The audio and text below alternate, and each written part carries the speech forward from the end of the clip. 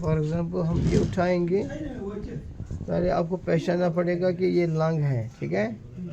First is identification. उसके बाद ये लंग्स जो है ये बायलैटरल स्ट्रक्चर है, तो then the next question is whether it is right और it is a left lung. So there are some points on the basis of which we can say, हम कह सकते हैं कि ये राइट है कि लेफ्ट है। जैसे कुछ पॉइंट्स हैं, जैसे हम एक देखते हैं कि इसमें जो राइट लंग है उसमें 3 लोब्स हैं, 1, 2 एंड 3, जबकि लेफ्ट लंग में 2 ही लोब्स हैं। सो 1 पॉइंट ऑफ डिफरेंस, तो आप कह सकते हैं ये राइट लंग है on the basis of lobe. लेकिन ज़रूरी नहीं है। कभी क्या होता है, क्योंकि हमारा जो ये एनाटमी है इसमें बहुत सारे वेरिएशंस होती हैं, एनोमलीज होती हैं। कभी इसमें 2 ही लोब आप देख सकते हैं, या कभी लेफ्ट लंग में आप 3 लोब देख सकते हैं, ठीक है। तो खाली लोब उस पर आप कह नहीं सकते, लेकिन कम से कम एक बेस बनेगी on the basis of lobe से, शायद ये राइट है मोस्ट प्रॉब्लली। फिर हम देखते हैं राइट लंग में कुछ और भी है, जैसे इसका एंटीरियर बॉर्डर यहाँ पर स्ट्रेट है, ठीक है। लेफ्ट लंग में ऐसा नहीं है, वहाँ पे क्या होता है, कार्डियक नॉच होता है। फिर इसमें देखते हैं हम राइट लंग में जैसे हमने बताया लोब्स हैं, ये जो कट है इनको हम कहते हैं फिशर्स। फिशर्स यहाँ पर 2 हैं, वन इज ओब्लिक फिशर जो यहाँ से अराइज होता है और that traverses the whole substance of lung and reaches the inferior border of the lung. Then second this fissure is the horizontal fissure which starts from the oblique fissure. यहाँ से start हो रहा है horizontal fissure, लगभग ये है यहाँ पर mid clavicular line, और it traverses horizontally, then it ends at anterior border, ठीक है। सो ये जब पॉइंट्स हमें मिलते हैं, और भी पॉइंट्स है जो हम आगे पढ़ेंगे, तो हमें पता चलेगा कि ये राइट लंग है। अब क्वेश्चन होता है जब ये स्पेसिमेन एग्ज़ाम में होगा, कभी क्वेश्चन पहले आप बताएंगे राइट है कि लेफ्ट है, उसके बाद बोलते हैं, या कभी बोलते हैं एक्सटर्नल फीचर्स ऑफ लंग, उसमें आएगा आपका बॉर्डर्स, सरफेसेस एंड रिलेशंस, ठीक है। इसमें आप पार्ट्स, इसमें आप देखते हैं सबसे पहले ऊपर वाला पार्ट, इसको हम एपेक्स कहते हैं, because it is a pyramidal in shape, और नीचे बेस है। जो ये एपेक्स है लंग का, ये थोड़े से केज में पूरा नहीं है, ये इस मीडियल हाफ ऑफ क्लेविकल जो है उसके पीछे चला जाता है थोड़ा सा नेक में, ठीक है, मिडिली। और हो गया ये एपेक्स। बेस जो है वो कनकेव है, और इसके नीचे क्या स्ट्रक्चर है, डायफ्राम, ठीक है। हो गए आपके ये एपेक्स बेस। अब बॉर्डर्स, एंटीरियर बॉर्डर आप देख रहे हैं शार्प है, ठीक है। अब पोस्टीरियर बॉर्डर आप देख रहे हैं इल डिफाइंड, ठीक है, राउंड है, और हम कह नहीं सकते ये बॉर्डर है, इधर है, इधर है, इधर है। So ill defined posterior border, it extends from C7 to T10। सबसे ज़्यादा लॉन्गेस्ट बॉर्डर पोस्टीरियर है। हो गए 2 बॉर्डर्स, और तीसरा बॉर्डर यहाँ पर है, उल्टा करो इसको, तो ये एक बॉर्डर है, this is called inferior border, this is called inferior border, ठीक है। तो 3 borders, anterior, posterior, inferior। Now surfaces, एक सरफेस लंग की है जो ये वाली सरफेस एंटीरियर बॉर्डर से लेकर पूरा पोस्टीरियर बॉर्डर तक, this surface lies against the ribs, so this surface is called costal surface. दूसरा सरफेस जो है ये वाला, अदर वाला, इसको कहते हैं medial surface, and we divide medial surface into 2 parts, posterior part and anterior part. Posterior part जो ये है, ये वाला, this lie against the vertebral bodies, और एंटीरियर पार्ट जो ये है इसको हम कहते हैं मीडियस्टाइनल surface. So mediastinal surface is not the medial half of the medial surface of the whole this lung, but it forms an anterior part of the medial surface. हो गई दो सरफेस. तीसरी सरफेस ये है हमारी, this is called inferior surface और diaphragmatic surface because it lies against diaphragm. तो ये हो गया आपके एक्सटर्नल फीचर्स. इसमें एपेक्स आ गया, बेस आ गया, थ्री बॉर्डर्स आ गए, anterior border, posterior border ill defined and inferior border. Then surfaces, coastal surface, medial surface, medial and inferior surface or diaphragmatic surface. Medial surface we divide into two parts. Posterior is the vertebral surface because it lies against the vertebral bodies, and anterior is the mediastinal surface because it forms the boundaries of the mediastinum. Then हो गया जी. इसके बाद हम देखते हैं बेटा हो गया ये लोब्स भी हो गए इसके, और इसमें कुछ ऐसे सरफेसेस, बॉर्डर्स, एपेक्स, बेस, और ये हो गया ये. अब हमारा ये है मीडियस, ज़्यादा हम पूछते हैं एग्जाम में, एक एक्सटर्नल फीचर्स और दूसरा mediastinal सरफेस ऑफ लंग. ये है mediastinal सरफेस ऑफ. इसमें एक एरिया आप देख रहे हैं, ये वाला एरिया, ये जैसे कि सामने बताया होगा आपको, ये गेट वे है, जैसे गेट वे ऑफ इंडिया.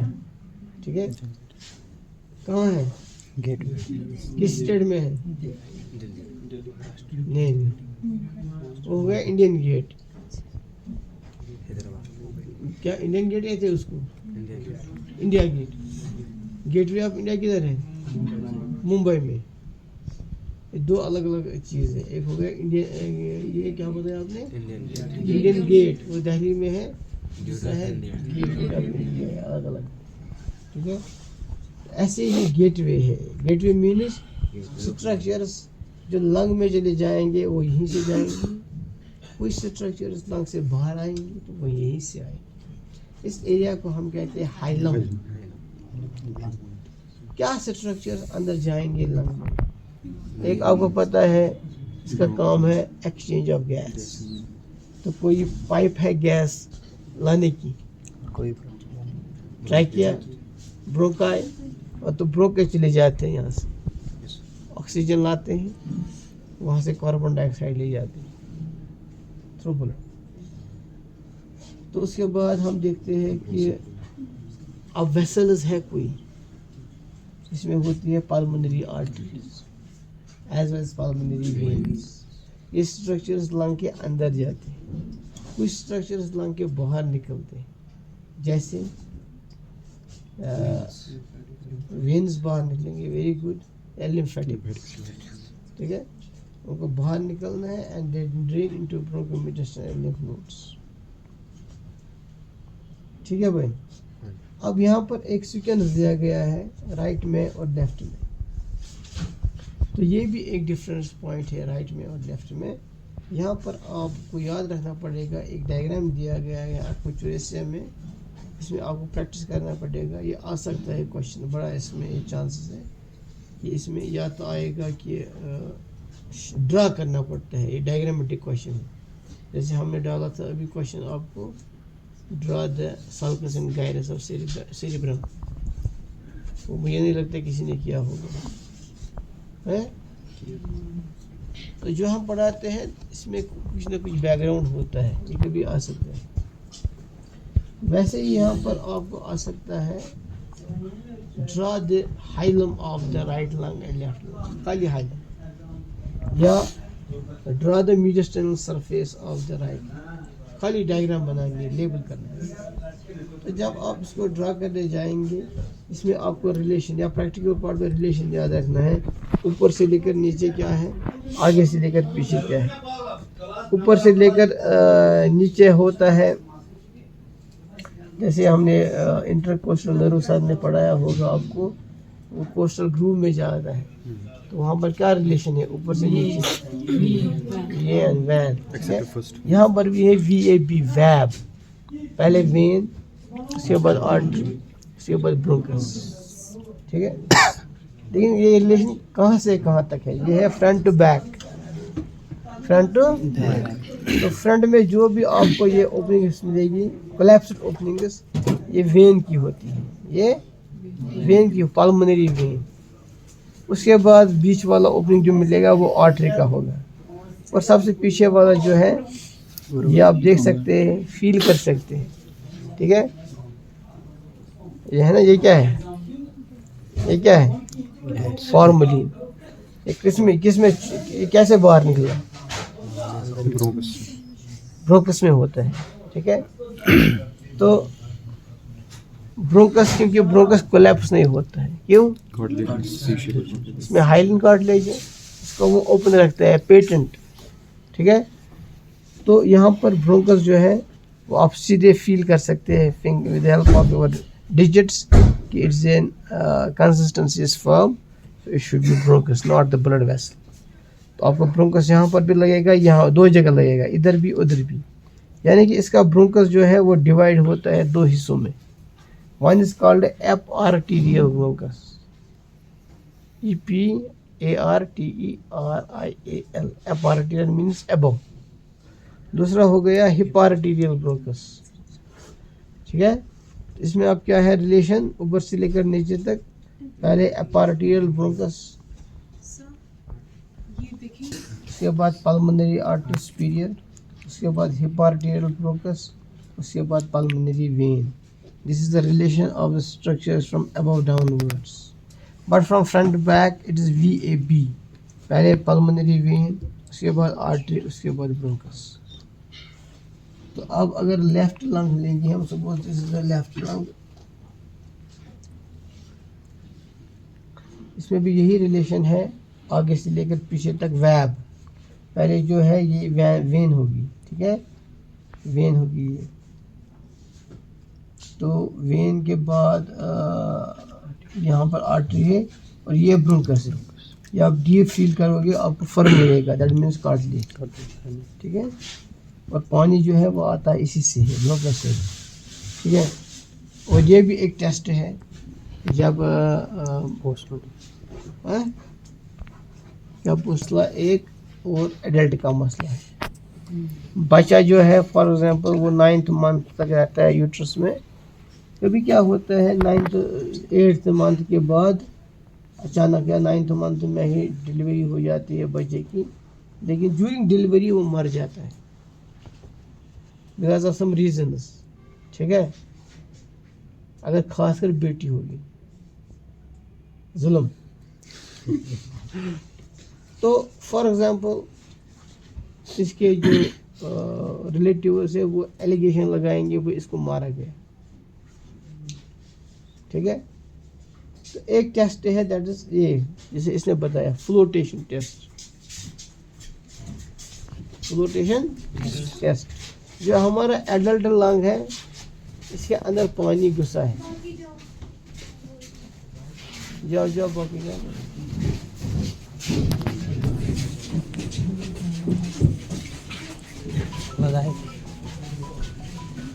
जो ये एक बेबी होता है उसको हम कहते हैं still birth.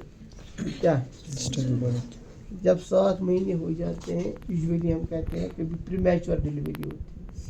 Premature means 9 month से पहले ही डिलीवरी हो गई। अब मसला है क्या बच्चा जिंदा रहेगा? हाँ, क्योंकि 7th मंथ तक लंग बना होता है। थोड़ी सी मैच्योरिटी के लिए उसको स्टीरॉइड हम देते हैं। अब सपोज स्टिल बर्थ हो गया लेकिन बच्चा मर गया। अब फॉर एग्जांपल किसी पार्टी ने जो सपोज लड़की वाले हैं उनके घर वालों ने इल्ज़ाम लगाया इसको मारा गया, ठीक है। अब इसका उसने अभी दुनिया नहीं देखी, वो ट्रांजिट में था, उसको डिलीवरी होना था लेकिन बीच में ये मर गया, यानी कि उसके नाक के अंदर ऑक्सीजन गया नहीं, एयर नहीं गया, ठीक है। तो क्या हो जाता है कि उसका लंग हम पानी में डालते हैं, वो डूब जाता है। क्या डूब जाता है? क्योंकि उसने अभी एयर अंदर नहीं लिया है, ठीक है। उसका मास पर यूनिट वॉल्यूम कम है। डेंस देखा क्यों सर? डेंसिटी कम नहीं, डेंसिटी ज़्यादा हो, डेंसिटी ज़्यादा मास पर ज़्यादा वॉल्यूम क्यों होगा डेंसिटी ज़्यादा? सर डेंसिटी इसलिए ज़्यादा हुई क्योंकि एयर सर गया नहीं है वहाँ पे हाँ? स्पेस में एयर सर नहीं गया होगा ना सर, इसीलिए क्या क्या सर नहीं, एयर अंदर नहीं गया है ना सर। फिर उससे क्यों डेंसिटी तो होगी? सर फॉर एग्जाम्पल अगर देखेंगे सर वो कोलैप्स नहीं हो गया एरिया वो भी कम सर होगा, इन्फ्लेट नहीं हो जाएंगे, वॉल्यूम मास ज़्यादा वॉल्यूम क्या होगा? कम अंदर वॉल्यूम कम होगा वहाँ पे, अच्छा, जैसे मास पर क्योंकि वॉल्यूम ज़्यादा होगा। इन शॉर्ट डेंसिटी जब ज़्यादा हो जाती है वो सिंक डाउन होता है, ठीक है, तो ये सिंक हो जाता है, क्या ये लंग सिंक हो, लेकिन जो एडल्ट वाला लंग है इसके अंदर पूरा ये वेल डेवलप्ड, जैसे इसने बताया एल्वेओलर सिस्टम है, पानी चला गया है अंदर, एयर चला गया है, इसकी वजह से ये लाइट हो गया, डेंसिटी कम हो जाएगी। ठीक है। तो जब हम इसको पानी में डालेंगे ये फ्लोट करेगा, तो ये बन जाता है medical legal importance of lungs in case of which जो स्टिल बर्थ, क्या मतलब क्या क्या वो जन्म लेने के बाद वो मर गए या during the process of birth वो मर गए, मेडिकल लीगल केस। अब इसमें फिर से कुछ आगे, इसमें अब रिलेशन ही हमें याद रखना है, आगे से लेकर पीछे तक वैब, पहले पल्मोनरी वेन, उसके बाद आर्टरी एंड लास्ट में ब्रोंकस। ब्रोंकस कैसे फील करेंगे आप, ये वाइवा में पूछेंगे, बोलना है sir bronchus when we touch the bronchus it is firm in consistency and its lumen remains patent because it contains the cartilage wall। ऊपर से लेकर नीचे रिलेशन क्या है, that varies from right lung and left lung। In the right lung there is first eparterial bronchus, because here the bronchus splits, then there is pulmonary vein, then there is hip arterial bronchus, and lower down is the pulmonary veins। अब यहाँ पर क्या है, superior to inferior is वही pulmonary artery, bronchus और pulmonary veins।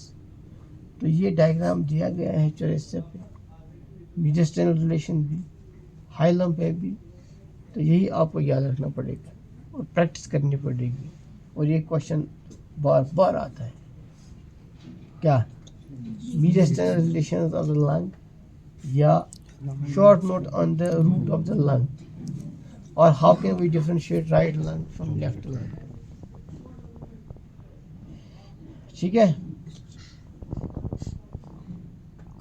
तो उसके बाद आता है impressions on the mediastinal surface, कि मिडिस्टलम जब है, मिडिस्टलम के बीच में कौन सा ऑर्गन है, हार्ट और ग्रेट वेसल्स, जब वो आगे जाते हैं अपने कोर्स फॉलो करते हैं तो वो यहाँ से जाते हैं, यहाँ से जाते हैं, और during the course they create an impression on their impression on these surfaces.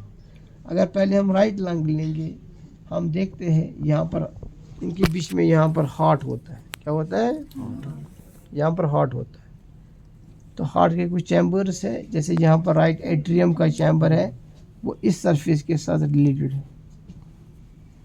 तो यहाँ पर रिलेशन ऑफ राइट एट्रियम, लेकिन राइट एट्रियम आपको पता है ये कौन सा ब्लड लेता है,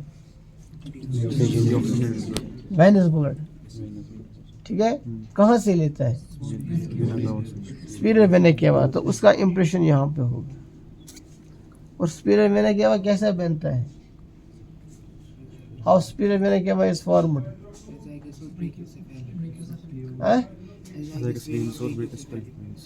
ठीक है, और उसके निशान भी हो सकता है यहाँ पर होंगे। यहाँ पर एक इम्प्रेशन ऐसे है, this is called the azygos venous arch, it opens into superior vena cava which then opens into right atrium, और खुद जो है एजाइगस है यहाँ पर, या क्या कहते हैं इसको, एजाइगस वेन कैसे बनता है, स्पिरल वेना केवा कैसे बनता है, how superior vena cava is formed,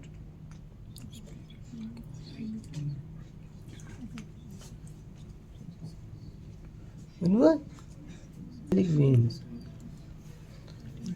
right and left brachiocephalic vein, they join and they form SVC.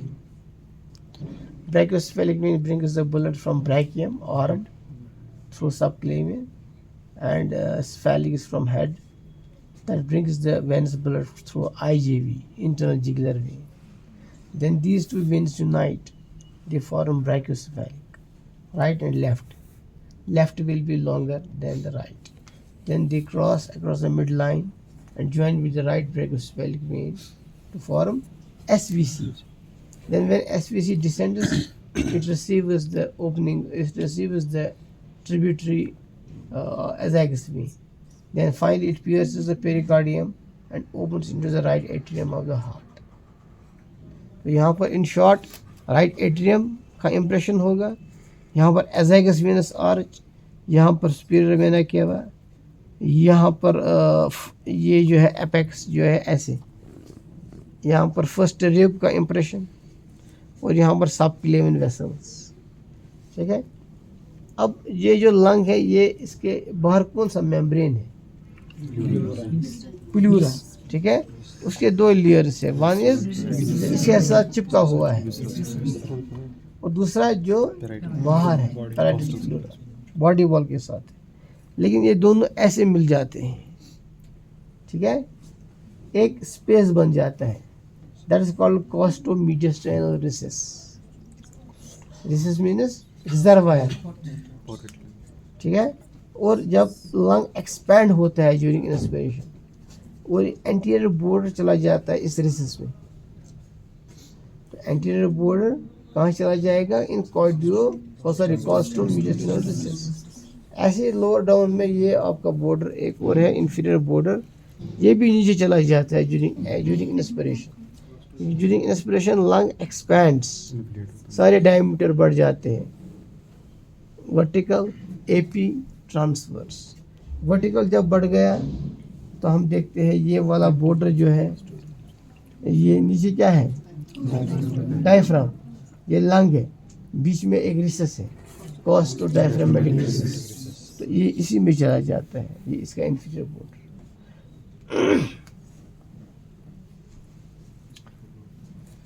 उसके बाद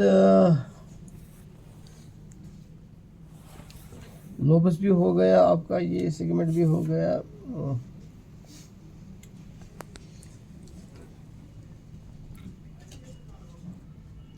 आपको कि जहाँ पर इम्प्रेशन होता है लेफ्ट लंग में, लेफ्ट वेंट्रिकल. ठीक है. और यहाँ पे होता है लेफ्ट वेंट्रिकल से अराइज होता है असेंडिंग एओर्टा, फिर आर्च, फिर डिसेंडिंग एओर्टा. तो यहाँ पर इम्प्रेशन है आर्च और डिसेंडिंग एओर्टा. उसके पीछे होता है ट्राकिया एंड इसोफेगस. तो इसके रिलेशंस हैं. ये भी हो गया आपका. तो मुझे लगता है लंग तो काफ़ी है.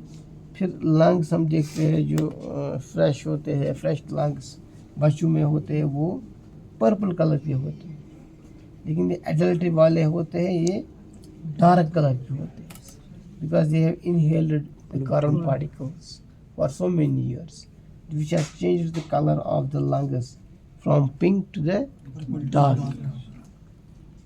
फिर उसका वेट, कुछ राइट लंग का थोड़ा सा ज़्यादा वेट है, 700 के ग्राम के आसपास, और लेफ्ट लंग का है 650. ठीक है.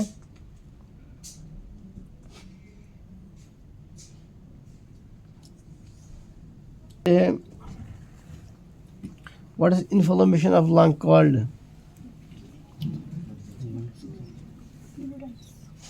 Pleuritis. हो गया pleura, lung. Inflammation of lung parenchyma. कभी आपने सुना है डबल न्यूमोनिया? क्या जिसको डबल न्यूमोनिया हुआ था? That means inflammation of both the lungs. फिर न्यूमोनिया बैक्टीरिया से भी हो सकता है, वायरस से भी हो सकता है, या फंगल से भी हो सकता है, या अदर पैरासाइट से भी हो सकता है. अब यहाँ पर वो बात है नहीं,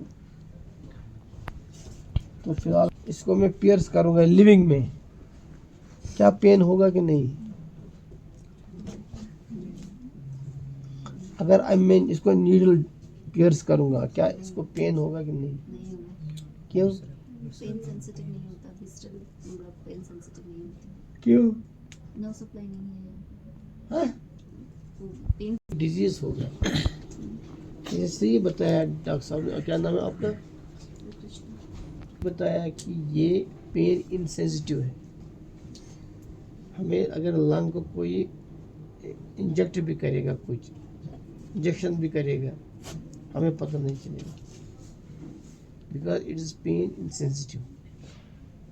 ठीक है? Why? Because it is innervated by visceral nerves, autonomic nervous system.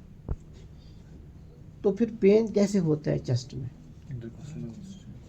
क्या हो जाता है जब लंग में कोई प्रॉब्लम हो जाती है? सबसे पहले कौन सा प्लूरा इन्वॉल्व होगा? Visceral. Visceral pleura is also pain insensitive.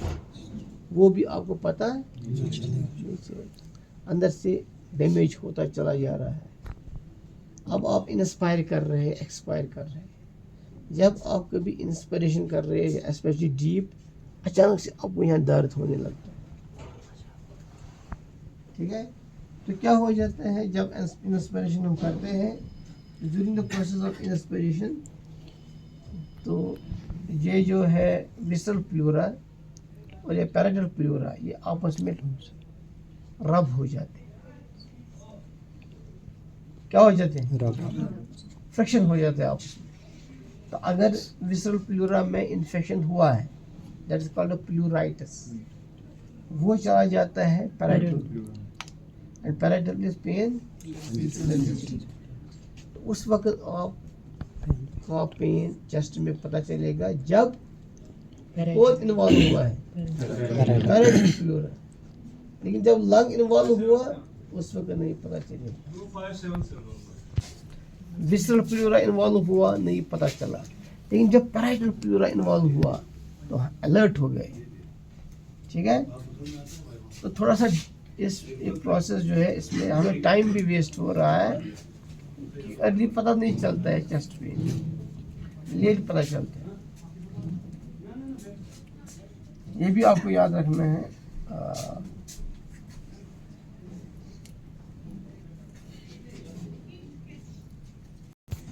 क्या है ये? बार बार रेस्पिरेटरी ट्रैक्ट हो जाना, साल में 2-3 बार, तो उसे कहते हैं ब्रोंकाइटिस। ठीक है? या ये जो डिजीज है ये डिस्ट्रॉय करती है एल्वियोलाई को, लाइक ब्रोंकाइटिस है या एम्फाइसीमा है। ठीक है? उसके बाद कोई डिजीज है COPD, chronic obstructive pulmonary disease. इसमें ऑब्स्ट्रक्शन है। ठीक है? किसको है ऑब्स्ट्रक्शन? या इंस्पिरेशन को है या एक्सपायरेशन को है। अब इसमें रिवर्सिबल है, कुछ इरिवर्सिबल है।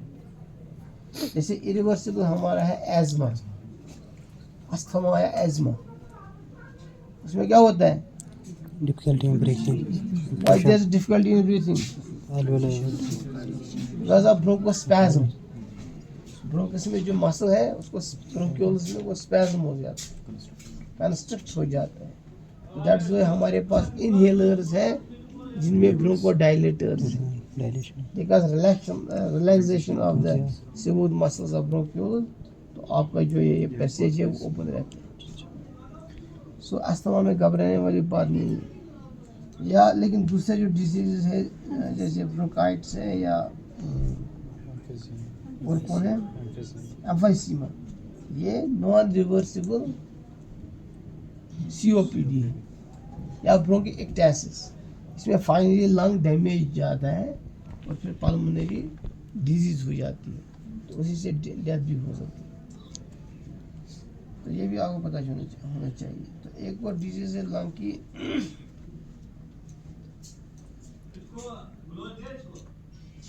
एज़ाइगस वेन।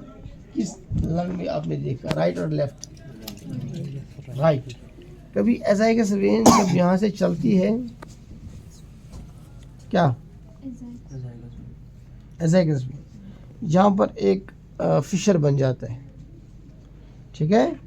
यहाँ पर एक फिशर बन जाता है यानी कि जैसे इसके पास फिशर ऑलरेडी है 3, 1 2 3, यहाँ पर एक एडिशनल फिशर बन जाता है और एजाइगस वेन अलग से होल्ड हो जाती है दूसरे पार्ट ऑफ लंग में, तो उसको हम कहते हैं azygos lobe, that's called azygos lobe.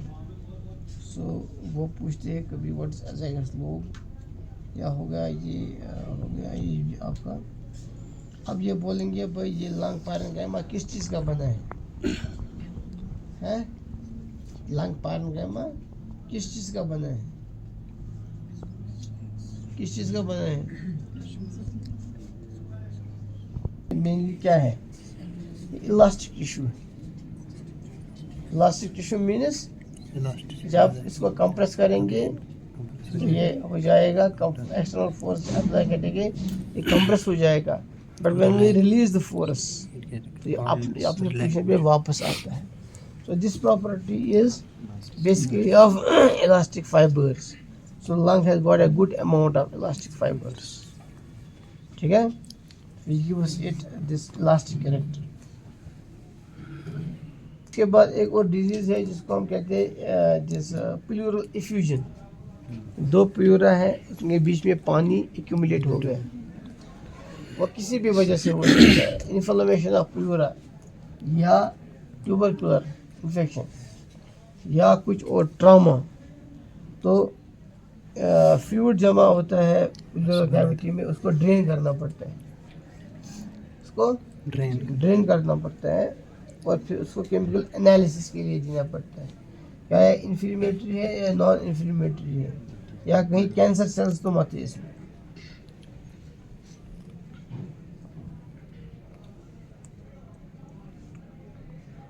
Lung, we have covered the lung, right lung आपको बेटा समझ आ गया?